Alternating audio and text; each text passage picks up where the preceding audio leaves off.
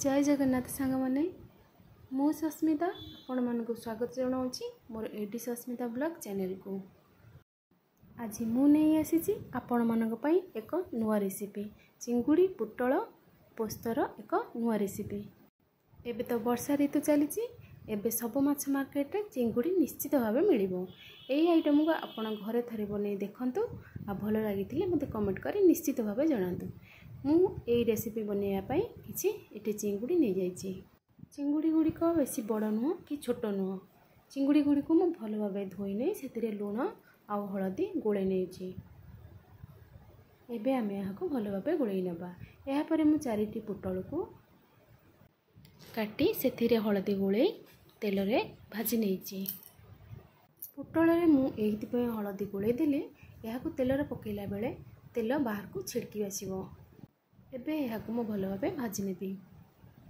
एबे हमर पुटल भाजी ही जाइछि। एबे मु गोटे आलू को चोपा छड़े ताको काटी नै एही तेल रे भाजी नेछि। आपण माने चिंगुड़ी रो सेमती साइज रे पुटल आउ आलू को काटी भाजी नेबे। एबे मु चिंगुड़ी को एठे भाजी नेउछि। पुटल आउ आलू को चिंगुड़ी रो सेम साइज करी काटी नेले यह तरकारी रे भलो दिसे। एपटे मु 2 चम्मच पोस्त आउ सेतिरे गोटे पाचिला टमाटो काटी ग्राइंडर रे बाटी नेछि। एबे याको हमें बाटी नबा। एपटे हमर चिंगुड़ी भाजी सारलानी। एबे याको हमें बाहर को खोली नबा।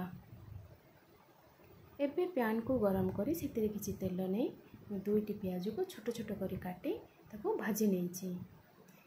प्याज गोल्डन ब्राउन कलर हेला जाए आमे एई परी भाजी नबा।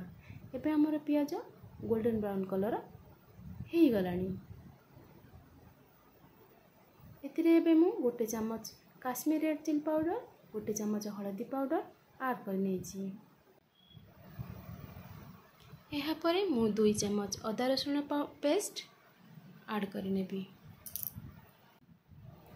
एहा को हमें एई परी कसी नबा।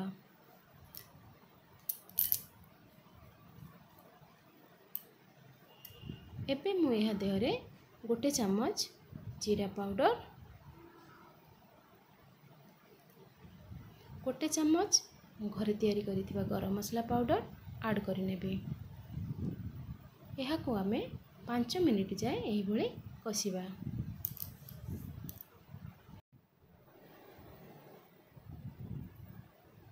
एबे मु मसला देहरे अल्प किछि पानी दे एहा को कसिबी।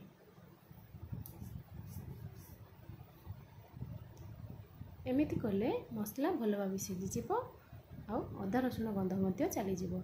एबे मु एहा देहरे बाटी रखिथिबा पोस्त आ टमाटो पेस्ट ऐड कर नेली। एहा को हमें भलो भाबे कसी नबा।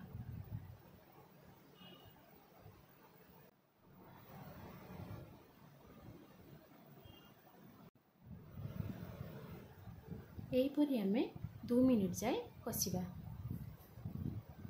एबे मु या देहरे स्वाद अनुसार लूण देछि। एबे मु या देहरे 1 चम्मच टमाटो सॉस ऐड करिछि। एमिति कले तरकारी टेस्ट बहुत भलो आसीबो। एबे हमर मसला भलो भाबे कसी हे गलानी। तेल मध्य ऊपर को दिसलानी। एबे हमें भाजी रखिथिबा पुटल आलू आ चिंगुड़ी को ऐड कर दबा। एहा को मध्य हमें भलो भाबे कसी नबा।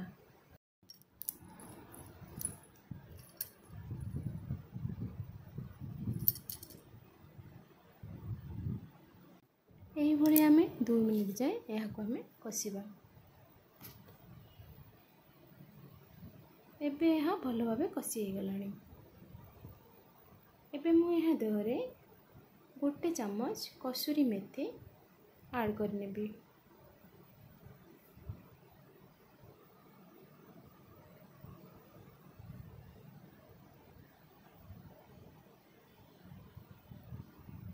कसूरी मेथी पकेले तरकारी भलो बास्ना हुए। कसूरी मेथी को आपण जे कोनोसी तरकारी पकेले मध्य सेही तरकारी रो भलो टेस्ट आ भलो बास्ना मध्य बढ़ाई दे थाए। कसूरी मेथी आपण मानक पाई बिल्कुल ऑप्शनल अछि। आपण यहाँ को पकेइले भल न पकेइले भी चलिबो। एबे मु यहाँ देहरे किछि पानी ऐड कर नेछि। आपण माने जदि यहाँ को भात रे खाया पई चाहथिबे ताहले टिके अधिक पानी दे अधिक झोल रखि परिबे। आ जदि रोटी रे खाइबा को चाहथिबे ताहले टिके कम पानी देबे। एबे मोर तरकारीटी भल भाबे फुटी जाइछि। एबे यहाँ को मु एक बाउल को खोले नेछि।